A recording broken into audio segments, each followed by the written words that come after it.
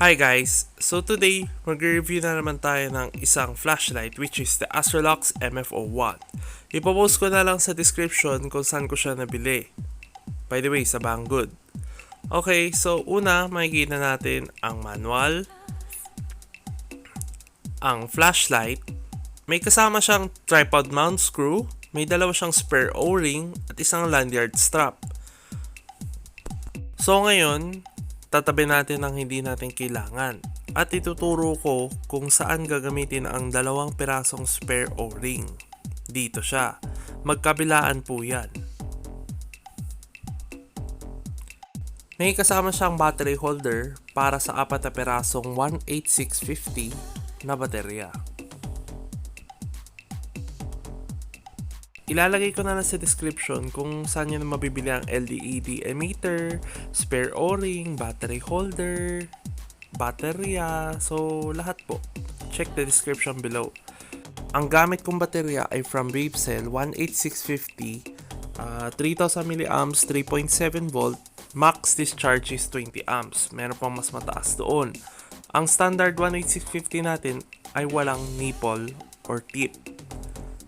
Ang battery holder ng Astrolux Mf01 requires battery with tip para mag-contact ang positive polarity niya. Ngayon, kapag ilalagay natin na ang baterya, okay lang kahit magkabaliktaran dahil fix naman ang positive at negative polarity niya.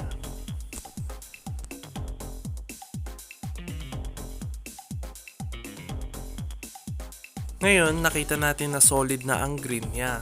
Dito naman sa manual, makikita natin ang voltage detection kung manlobat ka na ba, nagbe-blink red na ba, or anong nag-i-indicate doon sa LED. Makikita natin dito sa flashlight ko ay solid green siya. So, which states na nasa 90 to 100%. Estimate ko lang naman yan. So, first click niya is low, medium, medium 1, high, turbo. Dito naman sa LED niya ay XPG3, low, 100 lumens, 500, 1550, 5100, and max turbo niya is 12,000 lumens. Ulitin ko lang, meron siyang 18 pieces XP-G3 cool white. Max distance niya is 450 at waterproof IPX7 siya. So ngayon, click 1 times, then click 3 times to activate tactical strobes, SOS, location beacon, o turn off. So, ayun.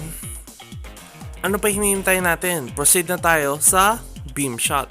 First click is 100 lumens. Second click, 600 lumens. Third click is 1550. Fourth click is 5100 lumens, and last is 5 click which is 12,000 lumens. So, anong masasabi niyo mga kapare? First click is tactical strobe, click again is SOS, click again is location beacon. So mga kapare, ano masasabi niyo?